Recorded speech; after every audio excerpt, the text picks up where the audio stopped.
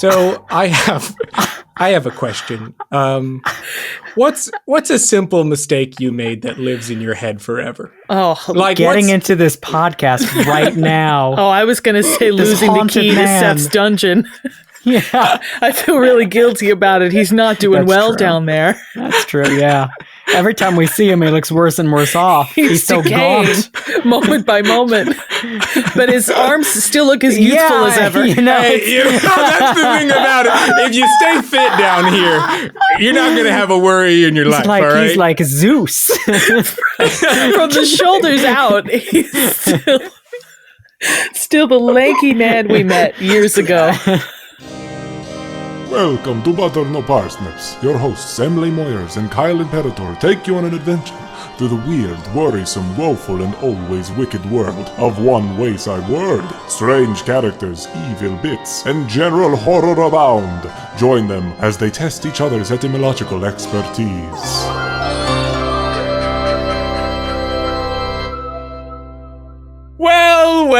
Well, if it isn't the Butter No Parsnips gang at it again. Emily, the magi of morbidity Moyers. Oh, I like that. And Kyle, the high priest of hellishness. And our neighbor, Hellish Imperator. And me, Seth Glixman. Come back again to haunt me in my humble basement abode that I pay each of you $5,800 a month to live in. True. Yeah. Is that why you're here? Yeah. Just to collect your money? Yeah. I honestly didn't think you'd give it to us this time. You bit my hand last time. Well, no one said I have it. Well, you're down there either way, so. Yeah.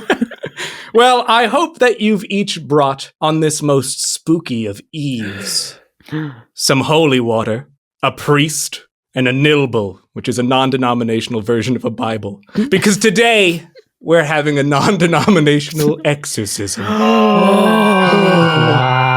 Whoa, is today the day we, fix the Lexiconicon? There's no real fixing the Lexiconicon, and honestly, it's hurtful you would even say that. No, I just meant, undemonify the Lexiconicon has feelings. Yeah, to be fixed, you must be broken, and nothing is in this world is broken. Everything is as it should be. Yeah. Kind of, I guess. It's something I would tell a younger person who's feeling bad. Definitely. No one that is aware. No, certainly no one who's keeping up with the news. Now, you may have noticed when you got in here, I'm not quite myself. No, something's gone wrong since we last saw you. I'm pallid. I'm gaunt. Yeah. I haven't had a satisfying bowel movement in over a week, although that might be something totally different. Yeah. I'm possessed by a demon. Oh. It's not a game show, guy. A demon. Demon. No whammies. Good answer. See, for near millennia now, and you two know this, I've been the sole caretaker of an ancient and wicked grimoire of lexicological knowledge known as the Lexiconicon! From ghost words to hapaxes to the chump chump, there's really no telling where this tormenting treatise of torturous text is going to take us. Except for today, when we do in fact know it is going to bring me to a parallel word version of hell called Wordition. Wordition! Yeah. I'm very clever. The reason for this being that recently, on a dark, stormy night, I'm sure you two remember the night. Sure, go ahead, describe it. It was dark. Stormy Daniels was there. Oh. He found a way to ruin it. Ruin it? Yeah, come on. Ding, ding, ding, ding.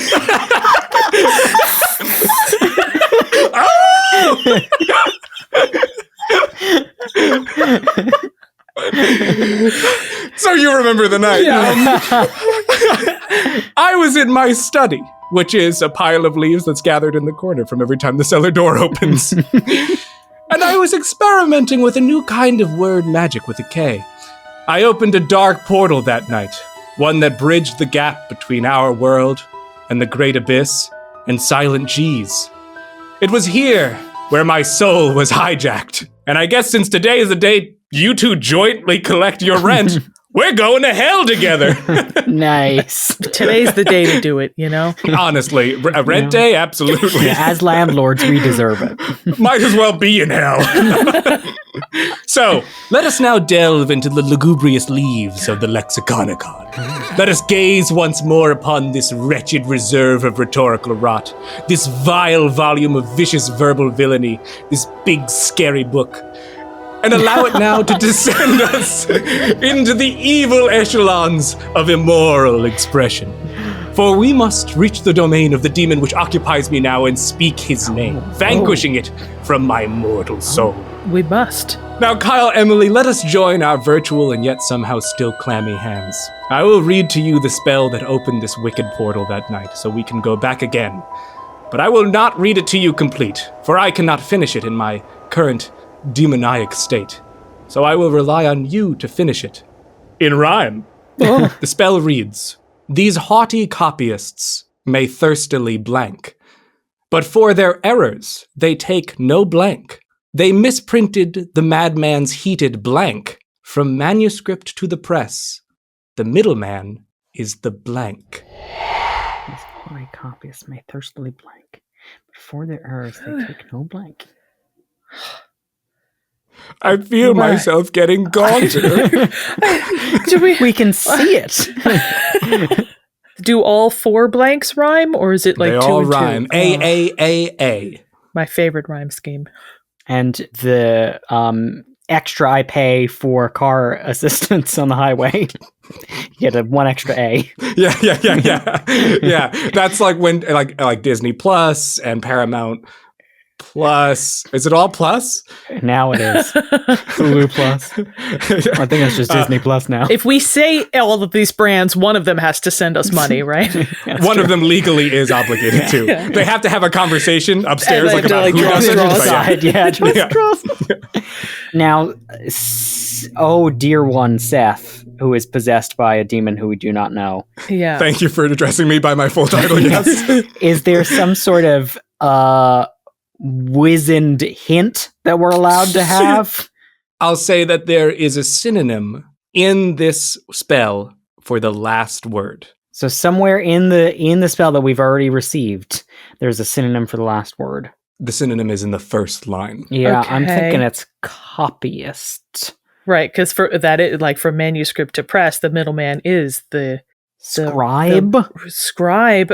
Okay. Oh, I feel it. I feel the dust moving through my veins. May thirstily, but they take no bribe. They take no Oh. bribe. These Oh. haughty Why would they copyists take may bribes for errors? thirstily jibe. That He's doing doesn't the like it. opposite of it, yeah. How many words rhyme with scribe? Oh, diatribe! Oh, They misprinted the madman's heated diatribe. These haughty copyists may thirstily... Imbibe? Oh! Read the spell, please, I beg you! These haughty copyists may thirstily imbibe. But for their errors, they take no bribe. They misprinted the madman's heated diatribe. From manuscript to press, the middleman is the scribe. It's gonna go Super Saiyan. And so, the portal is open, and we enter this hellish abyss. Not quite here. Not quite there. Not quite done. You see, this spell speaks of the errors of scribes, and indeed there are many. Scribal errors were mistakes made in the copying process when attempting to duplicate manuscripts prior to the arrival of printing in the 1400s. Even with the invention of the printing press, a typesetter may also fall victim to the more contemporary typographical error. For today's journey into Wordition, however, this will not be synonymous with typo, though it can be outside of hellish endeavors, as well as Hellenish endeavors. Love you, Helen. You know, I'm glad she's doing well. Oh, she's doing better than you think. I don't like that. I don't want to know. And while at first glance, scribal errors may seem like a peripheral novelty, it was through my dark studies and in my leafy study that I discovered an expansive world of scribal sinisterity. And also, textual criticism. As librarians, are you familiar with textual criticism? What do you mean by textual criticism? Well, I'll tell you. I know textual criticism. And tell me more about that. Yeah. That's like you eat something and you're like, oh, it's too slimy. I wish it were grittier. You specifically have to eat it in textural criticism, because there doesn't seem to be much implication of specifically food in textural criticism. So, like, you don't have to eat it, but I always do. Kyle's eating paint chips. Could use more oil. A little less lead. So, textual criticism is the process of attempting to ascertain the original wording of a text. This is important for understanding the original intention and meaning of texts written during a time where there may be many different versions being copied by many different scribes and printers. Common subjects of textual criticism include the Bible and other religious texts, classical literature, medieval and Renaissance manuscripts, early printed works, and plenty more. You can go back to episode 48 Incunable to learn more about manuscripts and printing altogether. But now, to seek out the domain of this demon which possesses me, we must call out the curses of the arthritic scribe and allow the knowledge of each to be like a sort of echolocation situation, like where every time we say one, we can see him for like a flash, but like not long enough to get to him, you know? Yeah. So we gotta keep doing it until we're like right next to him and then like pounce. So I, being incapable of going this alone, will read the names of these Scribal Error curses from the Lexiconicon, and we shall work through them together. Are you ready? I hope. As ready as ever. I'm trying to get my out of Wordition and get to the cold stone in Wordgatory. I didn't know there was a cold. They opened one up there? Yeah. Well, there's a cold stone in whatever version of Paradise Kyle is entering. There's a cold stone there. It's Kyle that manifests it. It has nothing to do with anything else. Whenever I'm there, it's just it follows me. So the first curse reveals itself as parablepsis. Parablepsis. Parablepsis. Please share with your audience the word knowledge you've gathered over the years. So I think para means like close to or like similar to, but not quite. I definitely came across parablepsis recently. Oh. On the Instagram. And I'm trying to remember what it meant. What did it mean? I'm sorry, did you say the Instagram like an 80-year-old man? Oh. I thought you were going to point to an account. Kyle, I have to bring this up now because I called you 80 years old not an hour ago because Kyle said out loud, I haven't been there in a dog's age. You know, sometimes with Kyle, it's not necessarily the use of the old phrase, it's the delivery, which is so incredibly so sincere. earnest. Yeah. Yeah. Mm-hmm. Said, I just haven't been there in a dog's age. I meant it. You did. Well, of course you did. All right. So, like, blepsis. All right. So, like, sepsis. I think I have one in my... Yeah. Yeah. I got mine removed. So, the cis ending, I think, is like... Well, it could just be a Greek ending. I can give you the roots so that you can try to guess the meaning of the actual error. So from the Greek root para, meaning beside, Emily, you were right there, and blepo, not being a fun clown name, but instead meaning to look at. So is it just an error by reading something wrong? That's an interesting question. Specify. I got it. Is it something where it's written in a way that a letter can look like a different letter, and that's how it's... Yeah, I was thinking like when you see like minimum written in cursive, it's like, well, this is just bumps and lines, and you could interpret this anyway.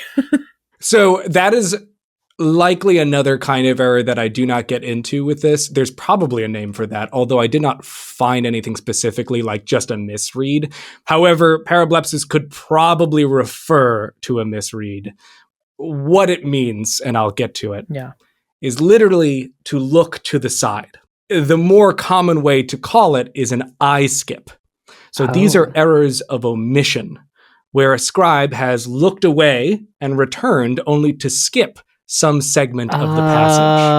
That makes sense. In all of these errors, you kind of see also patterns in just reading. Like if you ever like zone out while you're reading and you like come back later and you're like, whoa, how did I get here? Yep. Yeah. I think you could also call that a form of parablepsis just for yourself. And I feel like literally when I'm copying something over, I've done the thing where I've skipped a line or skipped a word or many times. Yeah. Yeah. Absolutely. Now, there are many kinds of parablepses, and certainly not all of them are so specific as to have their own name. Like, for instance, that kind of switching around and not really making out letters might come up later, but in terms of not totally understanding the letters that are there, that's maybe a little different. Sure. But some do have their own names. Speak them to us, or do we have to guess? The next curse isn't coming so easily. Kyle, might I ask you to speak in tongues? Oh, yes!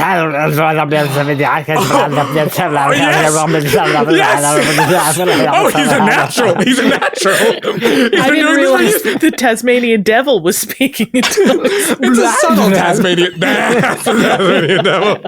And both seem to have worked just fine. Because here it is. It appears. The next curse. Haplography. Haplography. Haplography. Coming from the Greek root haplous, meaning single or once, and graphe meaning something written. What might this curse entail? Do you think, well, now I'm wondering which direction. Do you think it's doubling a word by mistake or doubling a line by mistake when it's only there once? Oh, Seth's gaunt, shaded eyes. I had a glimmer of light in them for a second. Oh, maybe I can be free. I'd say, Emily, you're pretty much there. You're pretty much right on the money. This is a kind of parablepsis whereby the scribe, quote, writes once what was meant to be written twice. So it's the other way. Yeah. And this is a little more contentious in terms of when you call something a haplography. Some scholars will point to this meaning skipping a passage between two similar words. So for instance, there's a ghost in my house. You know I hate to have a ghost around at a dinner party. Might become, there's a ghost around at a dinner party.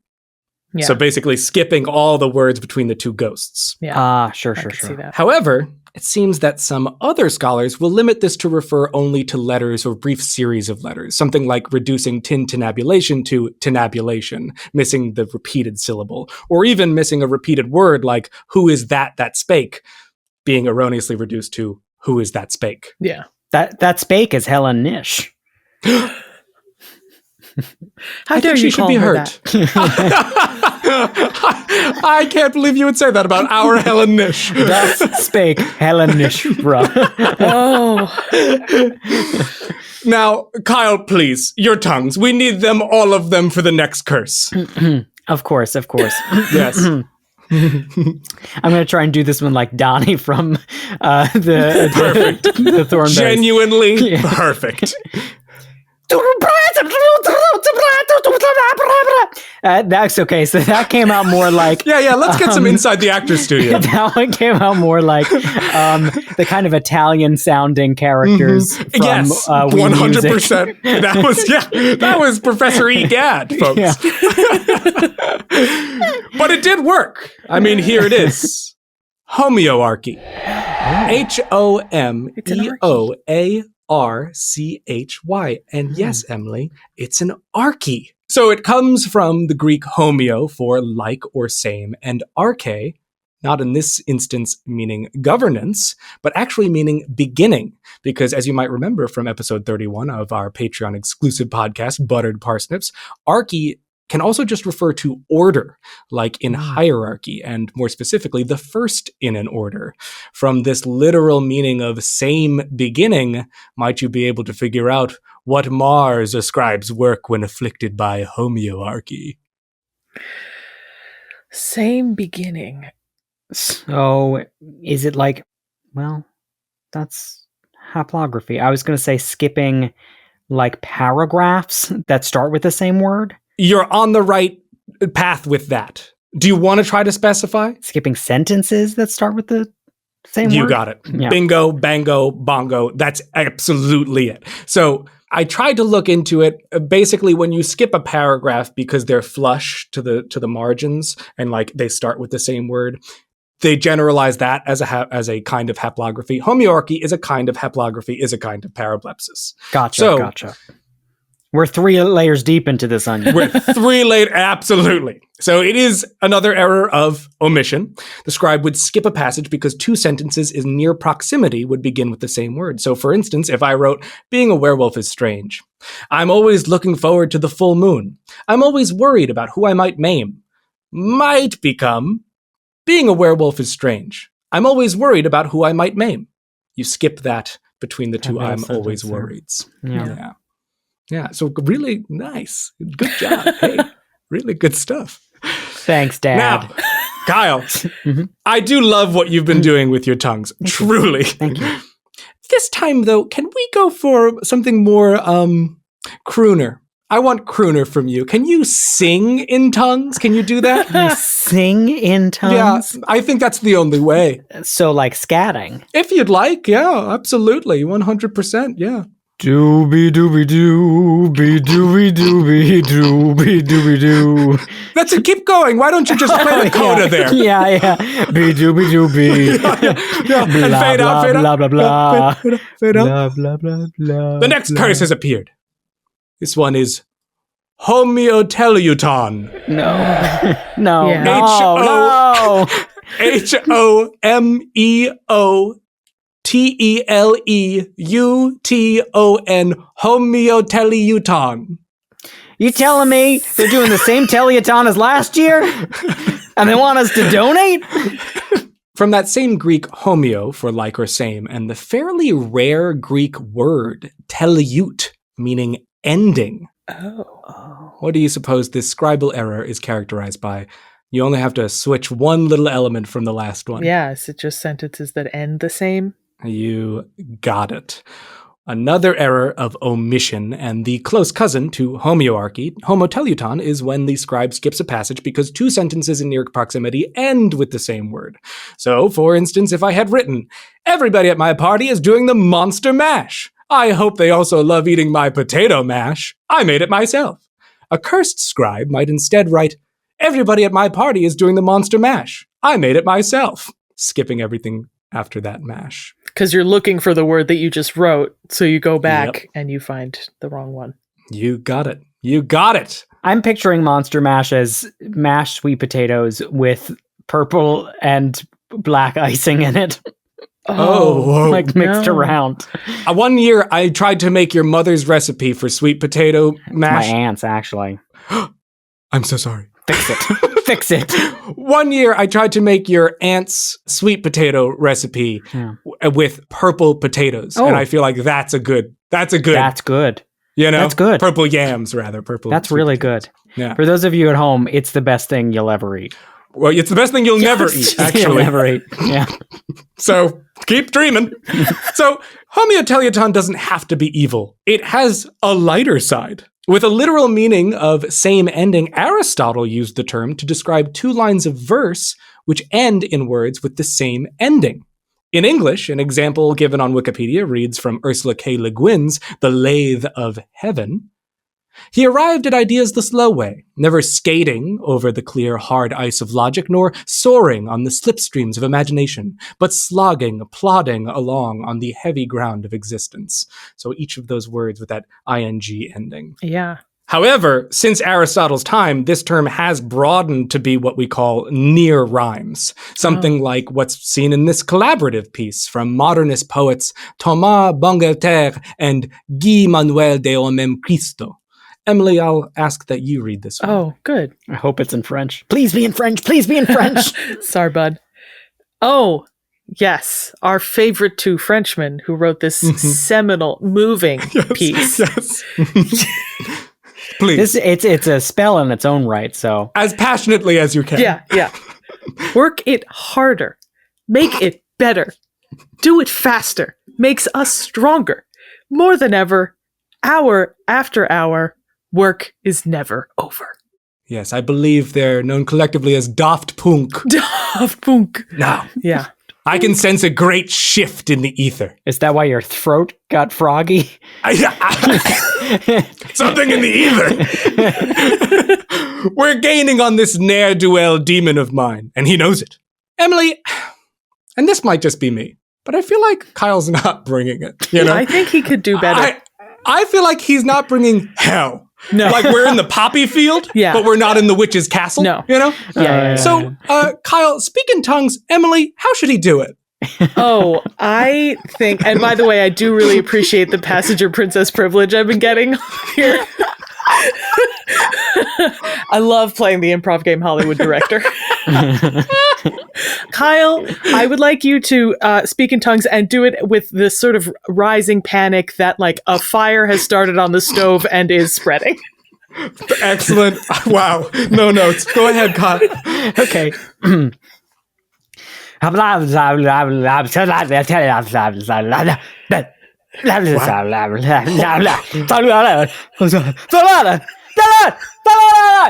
Gotta see this on YouTube, folks.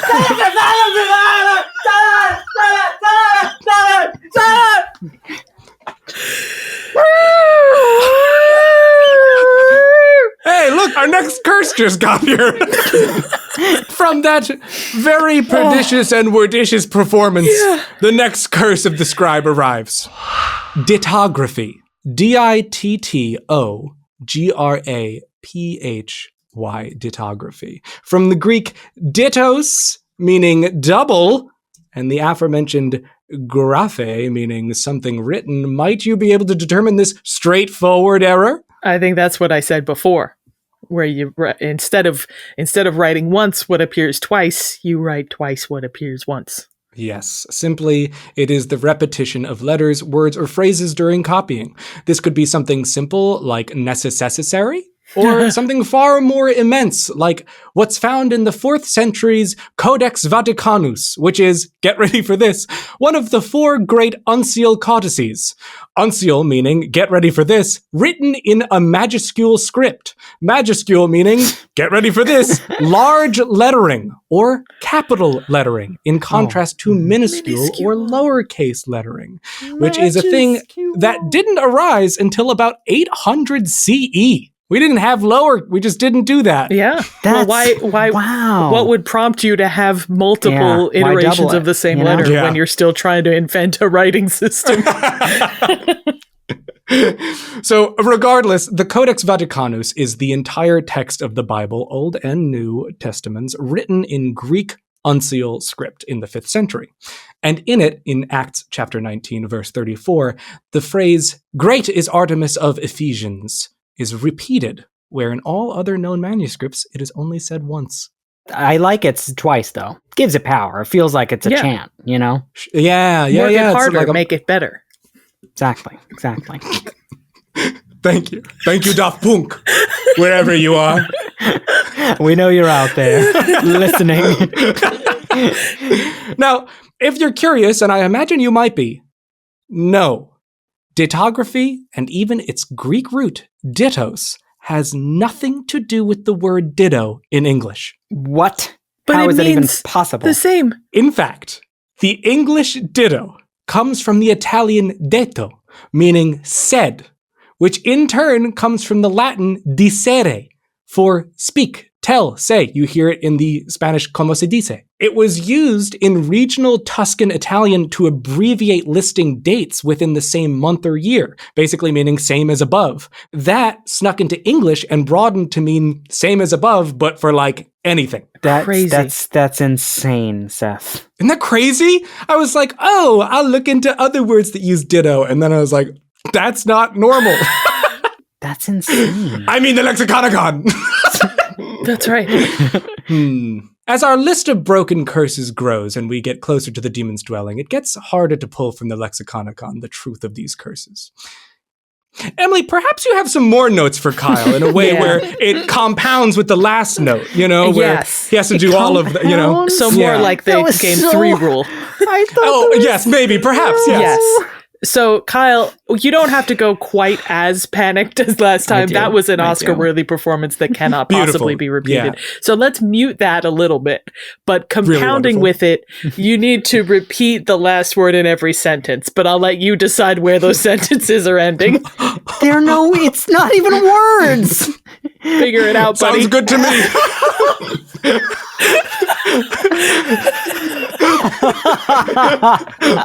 And action. Bread. I see what you're in. Drink. Yeah.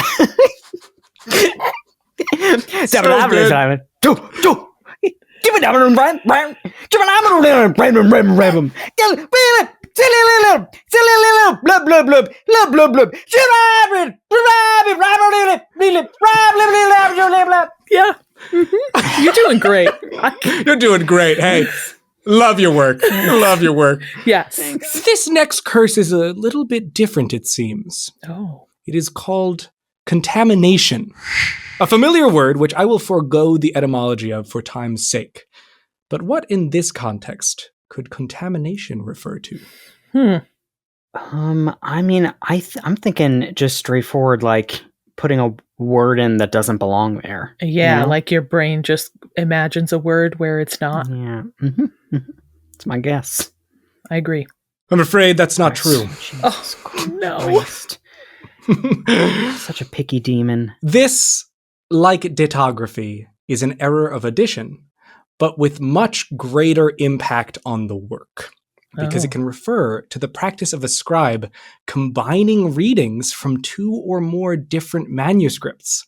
This opens a very large can of worms that we cannot get into right now, but very simply, there are multiple schools of textual criticism thought. Stemmatics, Stemmatics, propose that all manuscripts come from a common ancestor and can be traced with a stemma codicum, or a book's family tree. Eclecticism proposes that no single manuscript is best, and instead, readings should be chosen case by case. And then best text states that one manuscript is the authority, but it doesn't necessarily need to be the first manuscript.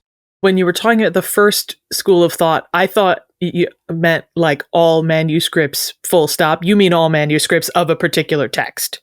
You got it. Okay. Yep. And when I say multiple readings of separate manuscripts, I mean separate manuscripts of the same text. Got it. So that first one's like you write a text, you transcribe it, then the next transcription comes from the transcribed text, not the original text. Yeah, they're like basically setting up a sort of timeline of every duplication of the manuscript. But obviously, some of those can happen at the same time because different scribes will be repeating them. Right. So, right. It really is like a family tree. Yeah, that's where you get it. Exactly. And the third one is always have to do it from the original text. No. The third one, best text, is there is an authority, but it doesn't necessarily need to be the first one because maybe that first manuscript was miscopied and maybe a following scribe included fixes to that original manuscript. Gotcha. And eclecticism is just whatever the heck you want to do. Eclecticism is like all of these works should be considered. Right. Gotcha. As a part of what this manuscript sort is. of counting the scribe as part of the authorship. 100%. Yeah. But the relationship this has to contamination is the shifting definition of contamination by these different schools of thought. For instance, in stemmatics, if a scribe were to be pulling from two or more different manuscripts to make a copy, they would in theory be producing a third new manuscript, as opposed to copying one. However, this might be considered part of the copy text editing process by eclecticism, which may weigh the addition made in the new version as valuable to the meaning of the original text. It's funny, I've thought about that a lot in the past, maybe less consciously when it comes to music, because it's something that, unless you're just photocopying a piece of sheet music, there's so much precision involved with having to copy over something. And then over time, the edits that are made to make it more readable for modern audiences, like by copyists and stuff like that. It's just fascinating. Yeah. And what textual criticism basically does is it invites these sort of schools of theory around singular documents, because then you have elements like that where they're basically saying, well, what would have Beethoven wanted here? What would have Mozart wanted here? Mm-hmm. And is this first transcription the correct transcription? Is this the right? And just very, very interesting stuff. That is super cool. You two, we're so incredibly close. We're so close I can taste it. Speaking of taste, hey, Kyle, I'm thinking about your tongues. Which we often are. Thinking about Kyle's tongues. How's about a treat, Kyle? Instead of all this nonsense, can you try recreating the scatting part of I Want to Be Like You between swing legends Louis Prima and Phil Harris from the Jungle Book? I think it's the only way. Yeah. And truly, just from memory, I just want to... It's been so long since I listened to that song. You got it. Start it off me. Just get my engine going. Abba-dabba-deep-dap-dong. Ebba-dabba-da.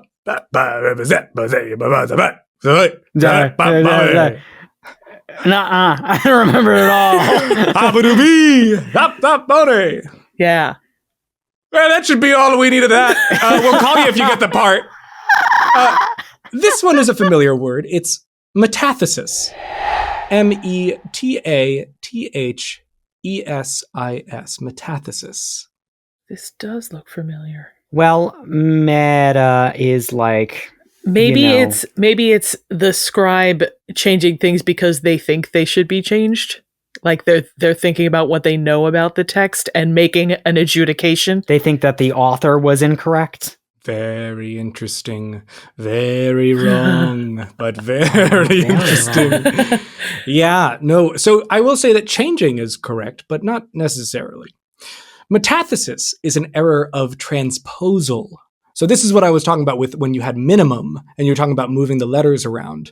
If you were to move them around and make a new word or mean something else, that would be metathesis. It comes from the Greek stem of the word metatethani, meaning to transpose, from the Greek meta for change and tethani for to place or set. This is the same root that gives us all of the thesis words, even thesis itself meaning position, like a position you might take in a thesis. All this to say, this error of metathesis is a transposal, so erroneously moving letters, words, and phrases around. We in the etymology world know of transposal from the eponym sideburns, which comes from the name of a Civil War general, Ambrose Burnside, which we covered in our Epicnym series on our Patreon. But we also get plenty of other non-eponymous English words this way. The word bird was originally brid, with two Ds in Old English.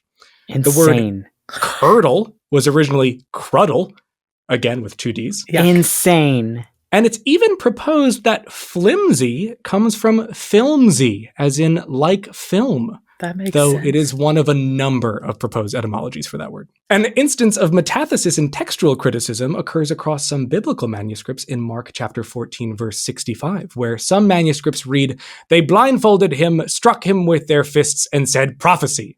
As others read, "They blindfolded him, received him with their fists, and said prophecy."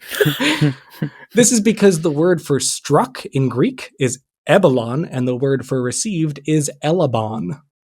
So they just switched those letters. And I did look at the Greek. They're just two characters that moved around.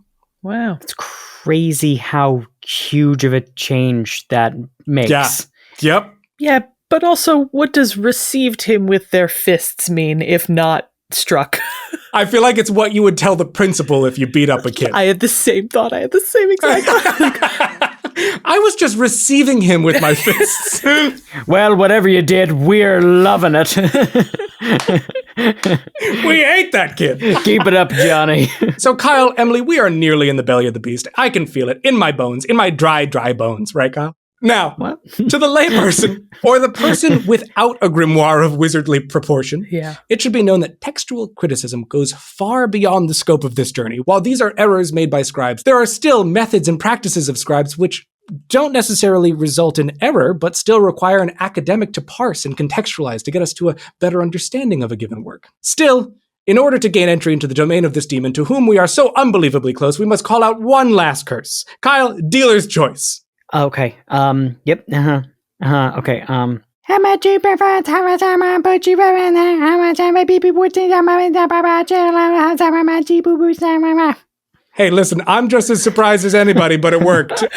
So sweet. So That's the best Animal Crossing. Oh, sure, yeah, sure.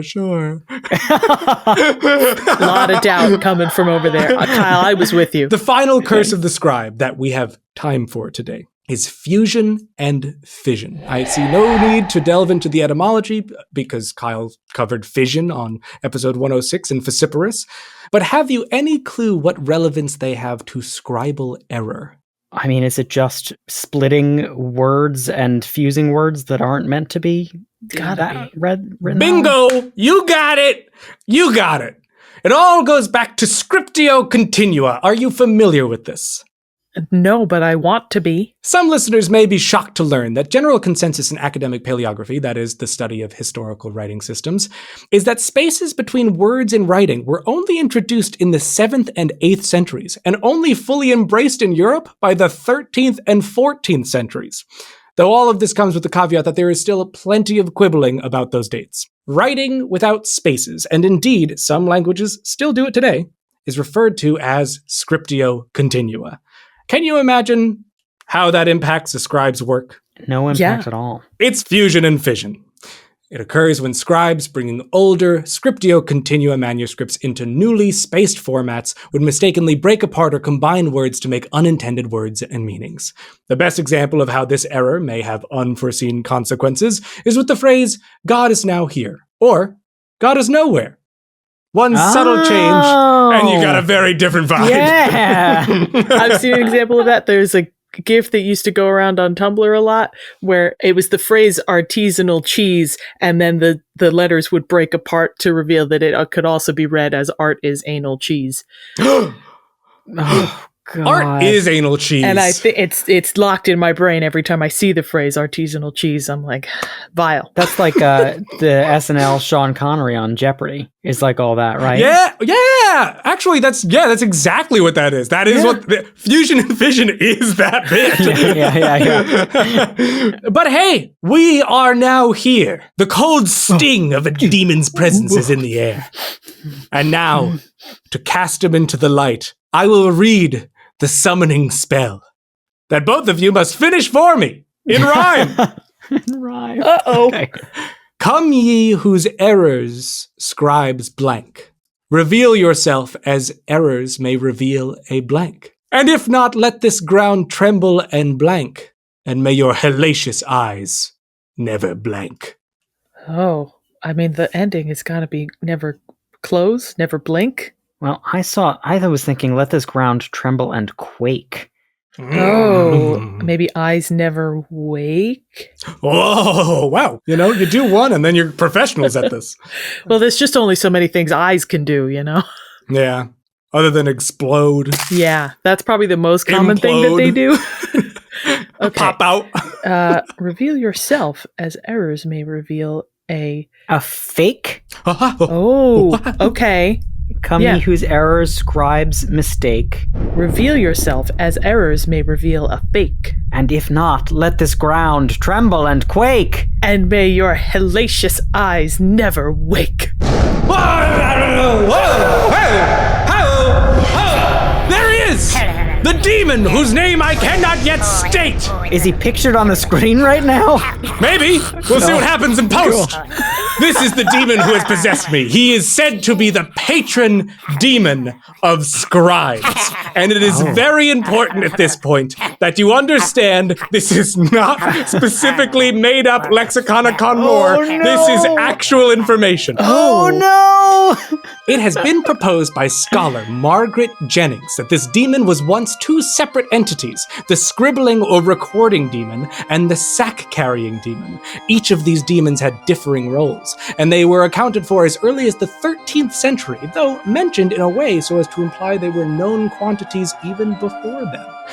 It could appear in some instances as a village ruffian, or as horrible and deformed, sometimes as a giant, and sometimes, and most often, as a monkey.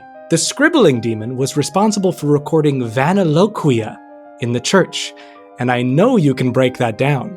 I don't know if I can think of what the prefix van means. Yes, you can. You just gotta switch a letter around. Is it V-A-N-I? Vanna? V-A-N-I. So it's like vanity. Oh. Vain. Yeah. Vain. It's See, in my head it was speech. Vanna, like the name. Vain speech? You got it, Kyle. Or idle chatter. which could include any secular speech, thoughts, or conversations had whilst in the church. This demon would copy these sins down and keep them for Judgment Day to be weighed against you. There's a story which is often retold about the scribbling demon, whereby two women, and it's always women. Always. We're the a demon menace. has a firmly held tradition of women always talking. But these two women are talking during a service, and the deacon spots a demon between them. The demon, writing every word the women speak, needs more parchment space, and so he attempts to stretch what he has with his mouth. Pulling back, he slams his head against the wall and rips the parchment. The deacon laughs at this, and then their sins get erased. That's as simple. You just if you laugh at him, if you're like, ha ha, you loser, It's like, the sins go away. It's like Swiper. Yeah. Really easy to get rid of. In the same vein, the sack-carrying demon did just that and would collect the missed syllables and omitted prayers of jesters with chatterers, dozers, gapers and mutterers, mumblers, skippers, overrunners, and likewise oversteppers. Each of these sinfully omitted syllables would be caught by the demon in the form of a single crumb no larger than a grain of salt, and then it would be put in his little pouch. And it's said that isolated hills throughout Europe may indeed be the result of these demons dumping their collections for safekeeping. Hilarious. That's a crazy. Now I know, like, mythologies have had some wild backstories for just natural occurrences. That's a crazy one. That is where I draw the line. That is just, I have never heard of something so ridiculous in my life. I haven't heard anything that crazy in a dog's age. As time went on, the two demons merged, and they gained a name as one. It is a name I can now say with that power of the Lexiconicon, and one which has its own etymological life.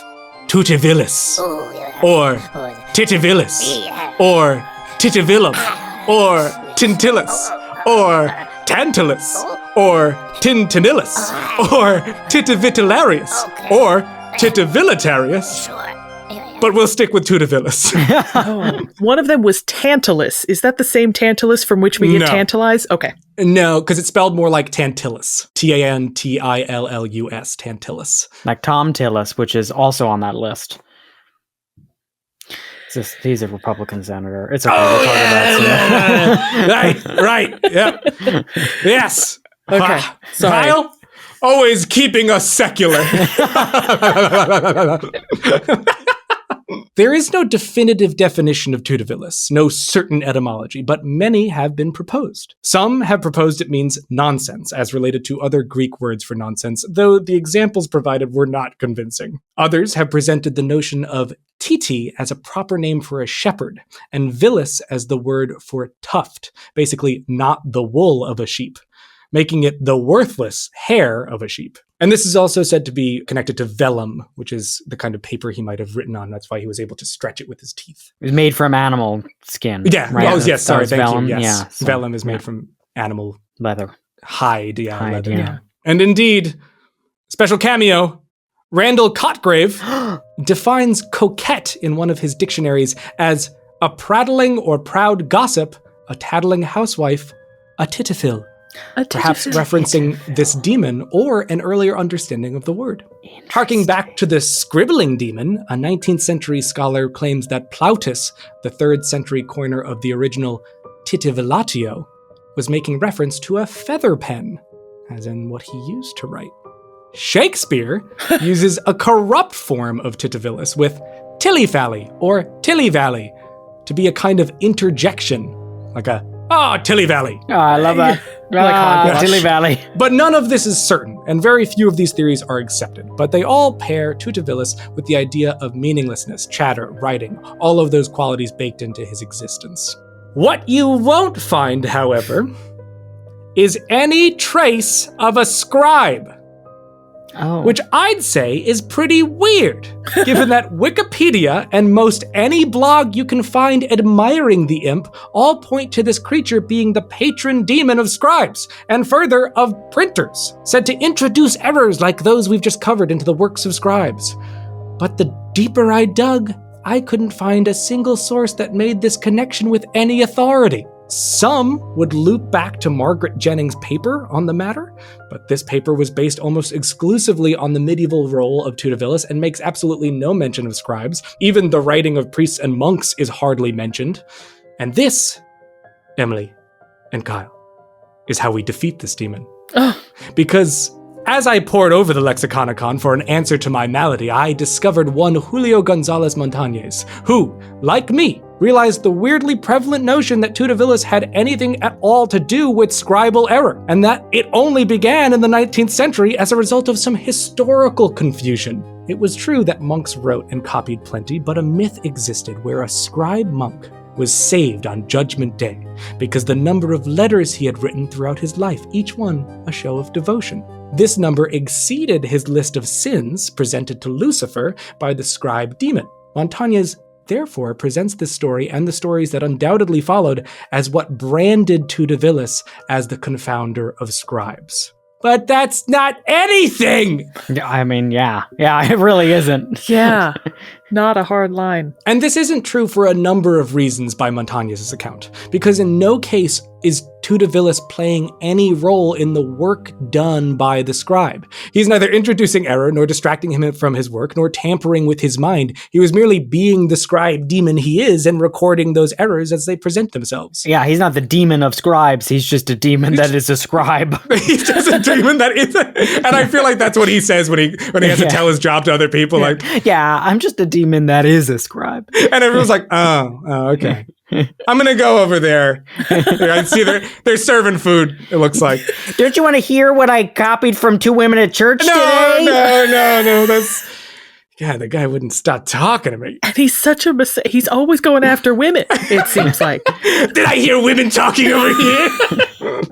Montañez goes further to discount every image that seems to be paired with tutivillus' myth, pointing to much more likely explanations. One such picture sits squarely at the top of the Wikipedia page for tutivillus, and Montañez claims it is not tutivillus, but rather another demon in the story of St. John on Patmos, who is having his inkwell stolen to prevent him from writing the apocalypse. Oh. But just by some other imp? Yeah, just a demon who just wants to prevent him from doing that, yeah. Right. Yeah, all this to say, tutivillus, you're not in charge of me anymore. What? Because it turns out you never were. No. And all of this? No. Something I just need to go to a doctor about. Oh, God, this is the worst ending to the episode. In fact, with the myth of tutivillus, there is a prevailing representation of the demon as a lowly whipping boy for Lucifer.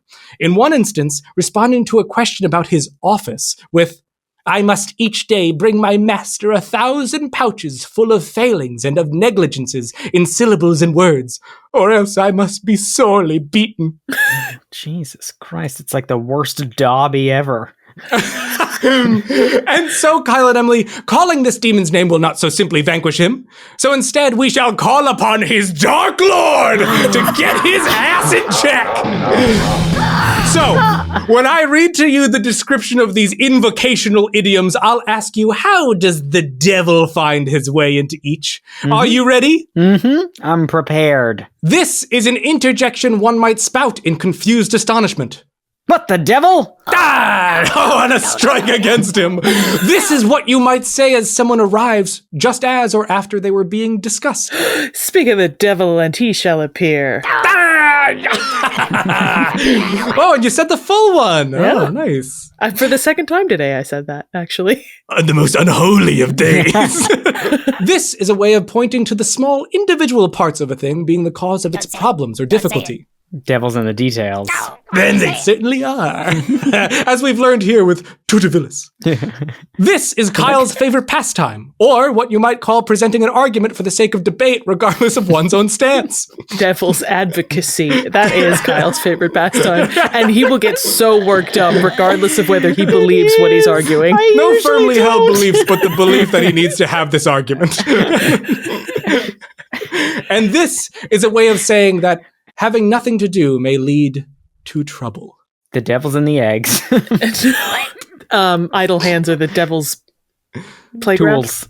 And all variations thereupon, Yeah. absolutely, yes. No. And that's it! Yes! Watch as the shameful Tutivillis is dragged back to Wordition. Oh my god! Hello. And it's Helen Nish! Kyle, Hey, hi, did Kyle. you know that our neighbor How are you? Helen Nish was the devil incarnate? I mean, Tutivillis, there you there are. were signs, but I never put two and two together. It's true, and you know, Kyle, we jumped on you when you insulted her earlier, but now, Yeah. foot in my mouth. Yeah, seriously. I'm not sure where I land on the moral alignment chart, so I neither say bad or good for Come back you, to hell with me, honestly. little guy. Fair. And she's finally taken that little devilkin out of my soul and in to Wordition proper. Thanks. And I Helen. still look like this, so Yeah, hopefully that'll clear up by jump. by You jump, know, yes. by jump. Yeah. I'm counting down the days. And listen, this concludes yet another Lexiconicon adventure. Kyle, Emily, thank you for helping me to vanquish that pestilent demon and for joining me on this journey through scribal errors, textual criticism, and Tutivillis. Seth, we're always here for you, bud. Anytime you need a demon exorcised, because we want to make sure that you can still pay us the rent that you owe us. Oh, you still remember that? Yeah. I think by your math, that comes out to boy, it is sure getting late. 14,000 smackaroonies. I've always heard you shouldn't do any money transactions after 8. That's what I've heard. That's what you've heard. That's what I've heard. That's what Helen Nish told me. Seth, this was super fascinating, and I feel like I want to look into this topic more for like texts that I feel passionately about. I want to look into the like textual criticism. It's really interesting because obviously there's a lot that relies on scribes in the time of scribes, before the printing press. But obviously that has to transfer over at one point. At one point, a scribe had to bring that, a typesetter had to bring that over from a manuscript. And you wonder which errors we've just lived with, you know? And actually, that's something that we're dealing with now. Emily and I have learned about this in the archiving world when it comes to programs, AI, that are transcribing spoken text into writing, or maybe AI transcribing written texts into typed texts. OCR? Mm-hmm. Optical OCR. character recognition. Yep. Yeah. Well, actually, it's funny because I had found a post somewhere about Pokemon, the word Pokemon showing up in like a 14th century text. And it turned out that it was OCR error, basically misreading an F. And it's just like, it's just crazy, Yep. And I thought you might know a little bit about it because as both of you going into archiving, like this is just going to come up. Yeah. I mean, it's a constant problem to which there is no good solution. Except birth more humans to do better. The only solution is a rigorous breeding program. That's what I keep saying. So, Kyle for Archivist of America. Everybody, remember, you can watch us on YouTube at Butter No Parsnips, and you can find Butter No Parsnips on other social media, on Facebook and Instagram at Butter No Parsnips Podcast, and on TikTok at Butter No Parsnips. And if you liked today's episode, consider giving us a 5-star rating or review wherever you heard us. And if you really like today's episode, consider donating to our Patreon at patreon.com/butternoparsnips. Donating $5 or more gets you exclusive access to Buttered Parsnips, our After Hours podcast. And we'd like to say thank you to those patrons now. So thank you, Blackbird Brodery, Monica of Top Music, Lori M., Pensive Primate, Day D, Rob R., Jesse M., Stephen I, Chris B., Crocust, Diane B, Lane S., Sarah D., Edom Online, Salty Rainbow, Asa, C Maze, Gil the Gilded Dragon, and Piper Pottery. Thank you so much. You all help us make what we make. and with that, I've been Emily Moyers. and I've been Kyle Imperator. And I've been Seth Glixman, and this has been Butter No Parsnips. There we go. That's the closer. That's it. That's the closer.